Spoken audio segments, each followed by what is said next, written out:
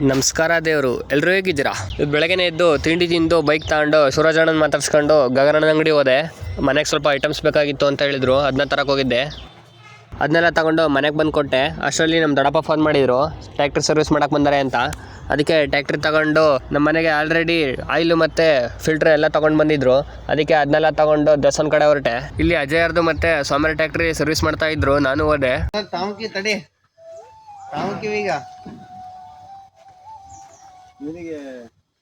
ಎಲ್ರಿಗೂ ವಯಸ್ಸಾದಂಗೆ ನಮ್ಮ ಟ್ಯಾಕ್ಟ್ರಿಗೆ ವಯಸ್ಸಾಗ್ಬಿಟ್ಟೈತೆ.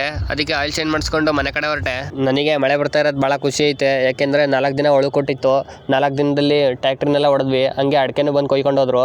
ಇವಾಗ ಮಳೆ ಬರ್ತೈತೆ. ಸಂಜೆ ಮಳೆ ಬಿಟ್ಟಿತ್ತು. ನಮ್ಮ ಸಾವುಕಾರ ಸಿದ್ದಪ್ಪರು ಫೋನ್ ಮಾಡಿದ್ರು ಅಂತ ಅವ್ರನ್ನೆಲ್ಲ ಕರ್ಕೊಂಡು ಕಾರ್ ತಗೊಂಡು ಹೊರಟೆ. ಅಲ್ಲಿ ನಮ್ಮ ಮರುಮಗಟ್ಟೆ ವರುಣ ಸಿಕ್ಕ. ಅವನ್ನ ಮಾತಾಡ್ಸ್ಕೊಂಡು ನಾವು ಸೀದಾ ಹೋಗಿದ್ದು ಅರಕೆರೆಗೆ. ಅರೆತೋಳಿಂದ ಮುಂದೆ ಅನ್ಸುತ್ತಿದ್ದು, ನನಗೆ ಗೊತ್ತಿಲ್ಲ. ಆದರೆ ಇಲ್ಲಿ ಬೋಂಡ ಚೆನ್ನಾಗಿ ಕೊಡ್ತಾರೆ ಅಂತ ನಮ್ಮ ಸಾವುಕಾರ ಸಿದ್ದಪ್ಪರು ಕಾರ್ನ ನಿಲ್ಲಿಸಿದ್ರು. ಈ ಬೋಂಡ ನೇಮ್ ಬಂದು ಆಪರೇಷನ್ ಬೋಂಡ ಅಂತೆ. ಅದು ಹೆಂಗೆ ಮಾಡಿ, ನಾನಂತೂ ಒಂದ್ಸಲ ತಿಂದಿಲ್ಲ. ಅದು ಹೆಂಗೆ ಮಾಡ್ತಾರೆ ನೋಡೋಣ ಅಂತ ಒಳಗಡೆ ಹೋದೆ. ನಮ್ಮ ಸಾವುಕಾರ ಸಿದ್ದಪ್ಪರು ಆಪರೇಷನ್ ಬೋಂಡ ಅಂತೆ ಇದು, ಅದನ್ನ ಕೊಡ್ಸಿದ್ದಾರೆ.